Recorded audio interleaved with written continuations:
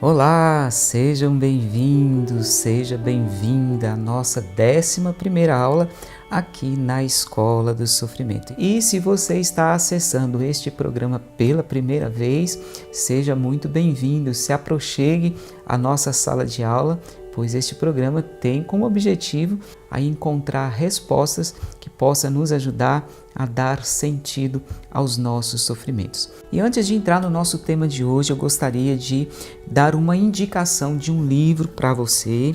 Eu tive a oportunidade de estar no último mês lá em Valinhos, na TV Século XXI, cujo fundador é o padre Eduardo Douglas, que você deve conhecer, porque é um padre que desde os inícios da renovação, um padre muito conhecido no meio católico, e providencialmente tivemos a oportunidade de ter momentos de partilha com o padre Eduardo Douglas, que me presenteou este livro, As 24 Horas da Paixão de Nosso Senhor Jesus Cristo.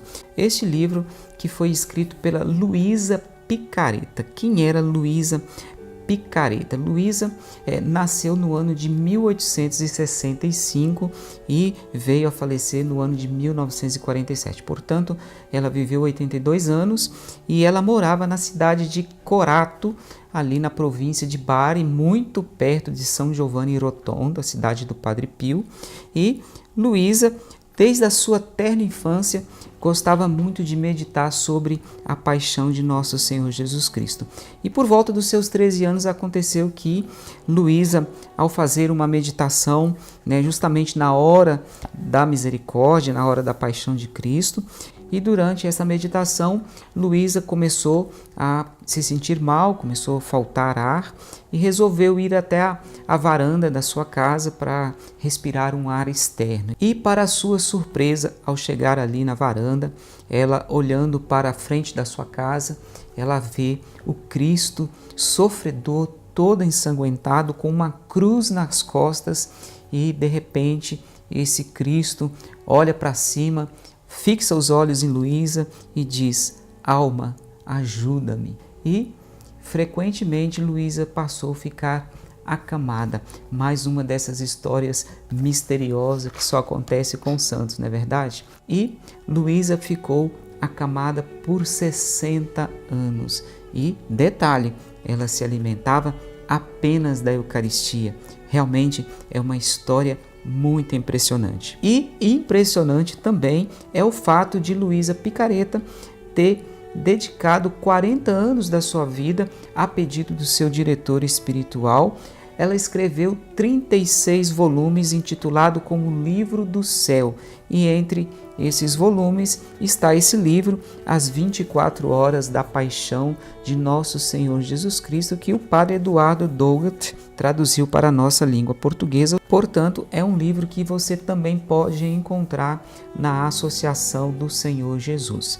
E por que eu decidi indicar este livro para você aqui na Escola do Sofrimento? Se você se recorda bem, no último programa nós estudamos o tema Contemplar o Cristo Crucificado. E providencialmente esse livro caiu em minhas mãos justamente no momento em que nós havíamos meditado sobre esse tema, que é contemplar o Cristo crucificado. Luísa propõe neste volume fazer uma contemplação justamente do Cristo crucificado, do Cristo flagelado, do Cristo sofredor, a meditar as 24 horas que antecede a crucifixão de nosso Senhor Jesus Cristo. Ou seja, fazer uma meditação mais íntima sobre o ponto de vista da Luísa Picareta, que teve uma experiência fantástica com nosso Senhor Jesus Cristo, de forma especial com o nosso Senhor Jesus Cristo sofredor, que pede a ela que o ajude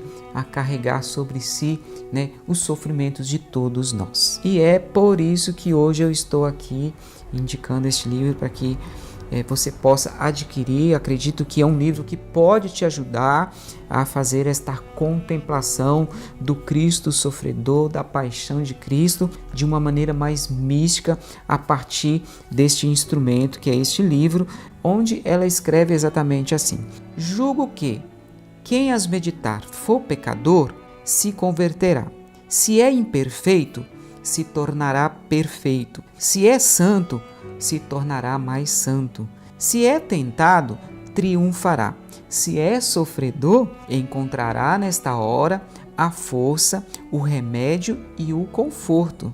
E se sua alma é frágil e pobre, encontrará o alimento espiritual e um espelho onde admirará continuamente para se embelezar e tornar-se semelhante a Jesus, nosso modelo. Então está aqui um pequeno recorte deste livro que acredito que vai sim nos ajudar muito na contemplação deste Cristo sofredor, tá bom? Aproveito para divulgar o livro O Sentido Salvífico do Sofrimento Humano. Como você já sabe, nós estamos utilizando este livro aqui no nosso programa. E você pode encontrar esse livro em qualquer lugar do Brasil, pela livraria Canção Nova, loja.cancãonova.com, ou pela livraria Loyola, livrarialoyola.com.br. E para quem está no exterior, você pode encontrar o livro na Amazon.com no formato digital. Para quem está aqui na nossa região do Vale do Aço, você pode encontrar o livro na livraria João Paulo II no centro de Patinga, na livraria Leitura no shopping de Patinga, na loja de artigos religiosos no bairro Horto, que se chama Nossa Senhora Aparecida, e também na Secretaria Paroquial Senhor do Bom Fim. O tema do nosso programa de hoje também é muito interessante. Nós estamos aqui na página 32 do livro O Sentido Salvífico do Sofrimento Humano e hoje nós vamos conhecer um episódio muito inusitado do nosso tão saudoso Karol Wojtyła, nosso Papa João Paulo II, quando era um padre ainda muito jovem lá na Polônia, na cidade de Varsóvia, capital da Polônia, e em uma das datas festivas de Nossa Senhora, padroeira da Polônia, chamada Jasna Góra, Karol resolve fazer uma procissão bastante audaciosa pelas ruas de Varsóvia. E vale a pena aqui nós contextualizar que nesse período a Polônia ainda sofria as consequências da Segunda Grande Guerra Mundial, pela qual a ideologia das guerras, liderada por Adolf Hitler ou pelo comunismo, como muitos a conhecem, e as autoridades políticas ainda influenciadas pelo regime comunista, deixaram marcas desastrosas para o povo polonês. E uma delas era a proibição de qualquer manifestação religiosa, inclusive a celebração da Santa Missa. E foi nesse contexto que Karol Wojtyła resolveu fazer uma procissão muito inusitada. E olha só, não foi uma procissão tradicional como temos costume de ver, não, viu? E o que foi que Karol Wojtyła então resolveu fazer? Ele convidou um padre amigo junto com um grupo de pessoas e pediu que esse padre preparasse um andor com um quadro, uma moldura de um quadro, que a princípio seria um quadro da imagem de Nossa Senhora de Częstochowa, que é justamente a cidade que abrigou a devoção a Nossa Senhora de Jasna Góra, que é a padroeira da Polônia, e o jovem padre Karol Wojtyła, então, audaciosamente pediu que o padre retirasse desta moldura a imagem de Nossa Senhora e que deixasse apenas a moldura vazada em cima do andor. E foi exatamente assim que aconteceu a procissão. E veja só, até parece ser cômico, mas na verdade, João Paulo II teve uma sacada inusitada. E por quê? Exatamente porque havia uma proibição de qualquer manifestação religiosa dentro ou fora da igreja. E desta forma, não tendo a imagem dentro da moldura sobre o andor, os oficiais que estavam ali em vigilância não poderiam desconfiar que se tratava então de uma procissão religiosa de muita devoção. Então vamos aprofundar um pouquinho deste episódio inusitado. Naquela procissão, todos aqueles que caminhavam com devoção sabiam que aquela moldura sem a estampa sobre o andor poderia ser interpretada como uma manifestação pública de fé, gesto que para o regime político era inaceitável. Porém, aquele grupo de pessoas caminhavam sobre o drama da cruz e tinham os seus olhos espirituais voltados para aquele andor que, a princípio, invisível para os olhos da carne, mas visível e real para os olhos da fé. Assim, eles olhavam para aquela moldura vazada e viam pela fé que a Santa Mãe de Deus estava ali, não ilustrada pelas mãos de um artista de habilidade com um pincel, e sim aquela imagem afetuosa gravada no coração. O sofrimento de estarem debaixo de um regime opressor não lhe ofuscaram os olhos da fé. Ao contrário, os fizeram ver além. Precisamos aprender a enxergar o sofrimento e as grandes tribulações que nos assolam com os olhos da fé. Podemos olhar e ver só dor, só perseguição, só tristeza, só padecimento, só a morte. Mas, se olharmos com os olhos da fé nesta moldura, cuja estampa é invisível, poderemos ver que, para além da dor e do sofrimento, há uma grande recompensa. E olha, nós já falamos sobre esta recompensa em um dos nossos programas anteriores, cujo tema é o sofrimento, a base da recompensa eterna. Poderemos ver que, para além da dor e do sofrimento, há uma grande recompensa e todo o sentido que o nosso sofrimento pode adquirir. Podemos escolher o que queremos ver. Basta usar a fé ou não. A nossa vida pode estar emoldurada por diversos sofrimentos, dos mais terríveis que possa se imaginar, mas no andor do nosso coração precisa estar a Mãe de Jesus, o Filho também, e com eles todo o sentido salvífico do sofrimento humano. Da mesma forma, olhar para a cruz de Cristo sem fé vê apenas o drama injustificável que o sofrimento produz. Mas quando temos fé, a cruz se torna redentora, dando significado e sentido à nossa vida. Nós estamos aqui na página 33. Quem olha para uma moldura vazada, sem estampa e sem fé, só vê o que é natural.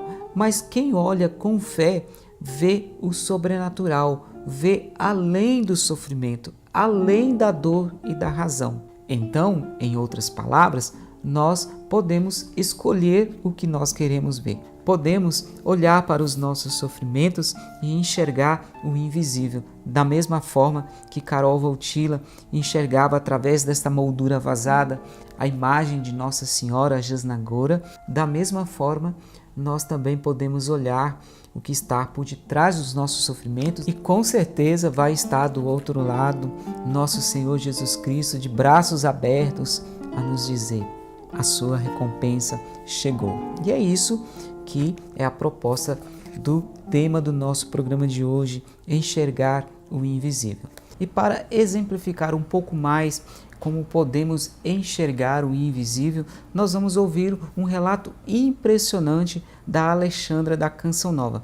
Ela que presenciou o assassinato da sua mãe pelas mãos do próprio pai. E ela vai relatar como ela conseguiu enxergar o invisível numa situação tão dolorosa. Eu posso dizer hoje, depois de 22 anos de encontro pessoal com Deus, que eu aceito o sofrimento com alegria, porque sei que há uma ressignificação por causa do encontro com Deus e por causa das escolhas que eu fui fazendo. Mas não é fácil sofrer. E nem é fácil aceitar o sofrimento. Eu comecei a minha vida no sofrimento muito cedo. Eu tive uma infância belíssima. Eu sou natural da Bahia. Estou há 17 anos na Canção Nova. E tenho 37 anos e meu encontro com Deus foi com 15. Literalmente um verdadeiro encontro com Deus quando eu tinha 15 anos. Pois bem, 5 anos antes desse encontro com Deus, eu vi meu pai assassinar minha mãe. E esse foi o maior sofrimento que eu pude experimentar na vida. Não só pela morte ou o assassinato em si, mas porque eu havia perdido todas as minhas seguranças. E cá para nós, a minha mãe era o amor da minha vida. Havia uma amizade infantil, sim. A minha mãe era a minha super-heroína. E era aquela âncora segura e o lugar de consolo. Não somente da Alexandra, menina de 10 anos, mas também da minha família. Eu tinha uma irmã de 14 e mais 2 irmãos. Um de 5 anos de idade e outro de 11 meses. Mãe era nosso porto seguro. Então, aquele sofrimento foi barra. Aquela cena foi difícil. Eu falo como... não tenho pesar. Hoje eu lembro e não me dói. Mas não me dói a dor do problema. Mas aquela lembrança, ela dói. Dói porque tenho saudade. Dói porque é uma lembrança dolorosa. Imagina. E é exatamente essa lembrança de ver o meu pai. Não é uma dor de raiva. Não é uma dor de remorso. É uma dor pela dor. De ver a minha mãe como eu vi e de sentir saudade dela como até hoje eu sinto. E foi Painho quando levantou a cabeça dela e da cabeça dela que sangrava porque foi um tiro com uma bala a 1 metro de distância. A principal coisa, sentimento, além da dor, né? Porque a dor é grande, que eu vivi naquela hora, a palavra não tem outra mais bonita, foi desespero. Foi um desespero, uma angústia, um medo de futuro, tudo aquela criança de 10 anos sentiu. Eu me lembro exatamente o pavor, mais uma coisa que eu vivi, um pavor absurdo, uma tremedeira sem fim. Eu morri um pouco ali. Então aquele sentimento de vazio, de desconsolo humano, povoou meu coração naquilo ali. Foi meio que uma morte também. 5 anos depois, como eu comecei falando vídeo, eu tive um encontro pessoal com o amor de Deus. Até aquele dia eu não acreditava mais em amor, porque o meu amor havia morrido. A minha direção de amor havia acabado. Mãe, ela significava amor para mim, com todas as riquezas que o amor tinha. Então, até aquele dia eu tinha medo, até aquele dia eu vivia por causa dos meus irmãos, até aquela tarde de sábado de dezembro de 96, era luta pela sobrevivência. Minha vida não tinha sentido, eu não sonhava, eu não tinha perspectiva. Eu tinha raiva da minha história, eu tinha ódio de Painho, a minha vida não tinha beleza. E quando eu pensava em beleza, eu pensava na Bahia, porque eu sou baiana. Eu nasci na Bahia, eu morei até os 10 anos na Bahia. E o engraçado é que Painho foi preso, mas ele foi solto logo depois, porque nós escolhemos morar com Painho. Então a minha vida não ficou bacana, porque nós fomos para o interior de Sergipe, nós passamos muitas necessidades, nós tínhamos uma infância maravilhosa, perdi tudo. Então todo sentido, todo significado, todas as coisas bacanas eu tinha perdido referência. Eu só via sofrimento. E ainda consegui dizer que minha vida era um inferno, que minha casa era um inferno. Foi nesse universo que eu reencontrei o significado da vida por um único motivo. A luz brilhou.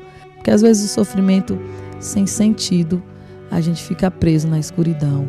E é puro desconsolo.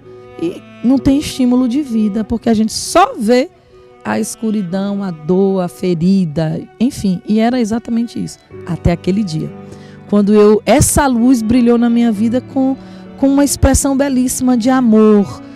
Primeiro dizendo, aquele dia inteiro de retiro, que eu era a coisa maravilhosa, a obra-prima nas mãos do Criador. Eu falei, que mentira essa palavra. Onde é que essa irmã está tirando esse trecho aí? Porque eu não tinha manuseio com as Sagradas Escrituras. Eu era adolescente, eu era jovem, como qualquer outro jovem. Então foi no meio disso, de um dia de retiro, em um lugar maravilhoso, com um excesso de amor divino, em palavras e que meu coração a princípio rejeitava, porque fazia tempo que não escutava palavras assim. E palavras de um Deus que disse que me criou para me amar. De um Deus que me criou que eu era uma obra-prima. Um Deus que me criou dizendo que eu era mais perfeita a obra-prima de suas mãos. E que diz num salmo, maravilhosa aos meus olhos, eu te fiz maravilhosa. E eu falava assim, eu não acredito nisso de verdade não. Até que de repente, diante do Santíssimo Sacramento, eu não pude mais resistir, porque aquilo que eu havia escutado, a fé não entra pelo ouvido, aquilo que eu havia escutado o dia inteiro daquele sábado, o meu coração naquela tarde diante do Santíssimo Sacramento passou a acreditar. E eu chorava, eu era uma adolescente, eu chorava feito aquela menina de 10 anos.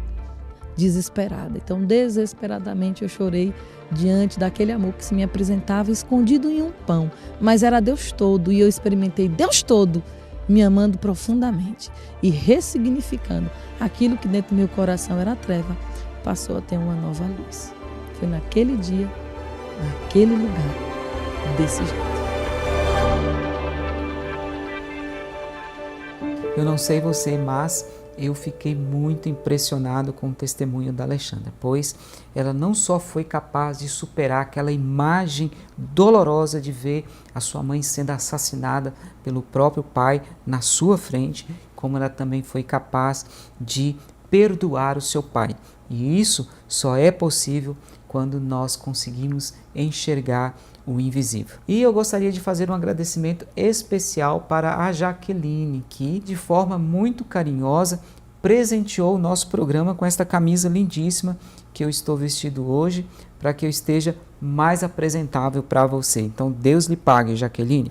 E eu gostaria de encerrar o nosso programa de hoje com esta oração que está na página 33 do nosso livro. Sustenta-nos, ó Maria, com este olhar de mãe, neste vale de lágrimas em que nos encontramos. Queremos renunciar à nossa tendência de esquivarmos da nossa cruz e seguir pelo caminho mais fácil. Ajuda-nos, ó Mãe querida, a ver com os olhos da fé por entre a moldura dos nossos sofrimentos, a fim de contemplarmos o sentido dos nossos sofrimentos e a glória escondida atrás do madeiro da nossa cruz. Ó Virgem Santíssima, eu vos peço que nos conduza ao caminho do céu, mas que não nos evite a cruz e o sofrimento, pois sem ela nós não somos capazes de vencer este mundo. Deus abençoe você e até o nosso próximo programa.